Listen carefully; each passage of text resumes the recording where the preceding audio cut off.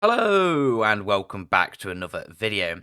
Today we're going to be taking a first look at the BZ-74-1, an upcoming Chinese premium heavy tank. And for once, this tank doesn't have rocket boosters.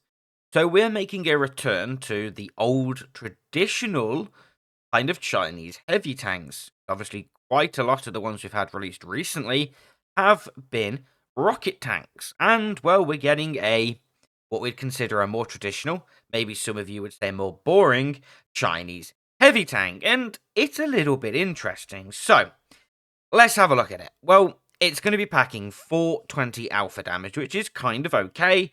It is kind of going to be contributing to that alpha damage creep that we are seeing. 420 is becoming the new, what was previously the 390, but that's completely okay in my opinion. I don't mind it. Its penetration values are actually kind of okay for tier 8. 223mm standard AP, that's okay. It's more its gold penetration that I'm actually quite happy with in terms of 270mm heat at tier 8 on a heavy tank. That's quite nice, especially when you've got tanks like the IS-6, which are only packing like 250.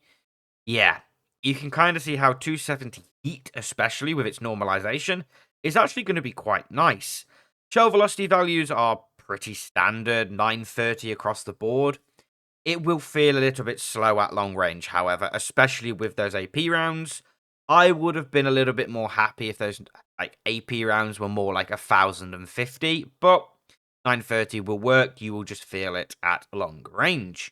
So it's going to be packing a 14-second reload time, which is not great, and is going to contribute to this tank having a kind of average DPM, which we will look at in a second and compare it to some of the tanks.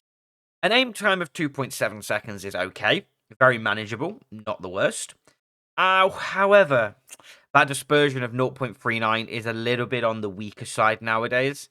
For a heavy tank at tier 8, I feel like you kind of want 0.36, 0.37 at the worst base to kind of have a quite reliable gun, especially when you begin to run these stabs to, improve those soft dispersion statistics, maybe even an improved aiming unit just to kind of feel it a little bit more comfortable. However, 0.39 will work. It's going to be a little bit iffy at range, but short to medium distances, which is where you're going to probably be playing this tank. It will be okay. 9 degrees of gun depression, that's quite nice. We do kind of see a wide variety of gun depressions on Chinese tanks. Some of the medium tanks only having like 6 degrees. Some of the heavy tanks packing 10. Well, 9 degrees kind of sits smack bang in the middle and will be very workable. Onto the mobility. Well, 50 forwards is great, to be honest with you. Obviously, it doesn't pack the rocket boosters. You are not going to be getting into your position like hyper fast because, you're just going to be at a flat 50.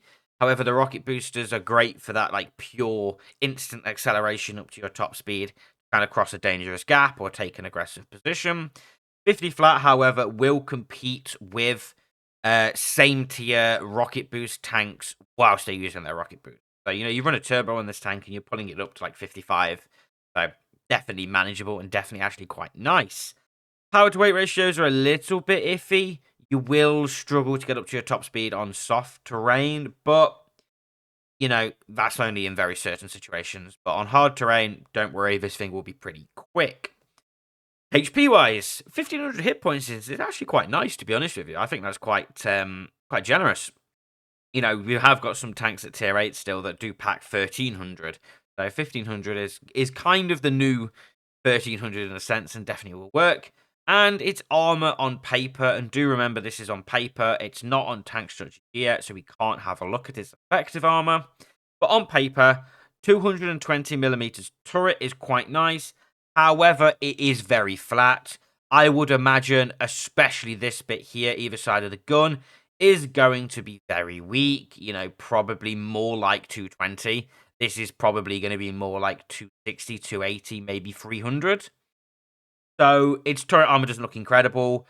Its hull armor looks okay, despite the fact that it has a humongous lower plate that does look pretty weak all over. But maybe its upper glacis is going to actually be okay. But do remember, this is only on paper and it doesn't actually really reflect anything. But one thing to note, it does have a pretty large cupola. So Do bear that in mind. View range of 370 meters is actually kind of strange. Base 370 at tier 8, that's quite nice. Normally we see tanks with 350, 360 even. So base 370 is actually okay. And it's got the general Chinese heavy tank crew of a commander, a gunner, a driver, and a loader. So BZ-176 crew in here, and your BZ-75 crew in here from tier 10. So let's actually now just do a quick comparison between the BZ-74-1, so the new tank, and the BZ-166, which is the current tech tree Chinese heavy tank with rocket boost. They are kind of quite similar. The BZ-74-1 is going to have more DPM, 1800 compared to 1695. It's good, it's better. However, 1800 is not great, neither is 1695. 1695 is one of the lowest DPMs possible at tier 8. The BZ-74-1 with its 1800 is just going to kind of sit lower end of average. Both have 420 alpha, which, as I said, is kind of the new 390 and is quite nice. The reload times are almost identical, slightly shorter for the BZ-74, giving it its higher DPM. The dispersion values. So, BZ-74-1 is going to have better base dispersion values, 0.39 compared to the BZ-166, 0.42. The gun will feel nicer, and that is also reflected in the aim time, 2.7 seconds compared to 2.88 seconds for BZ-166.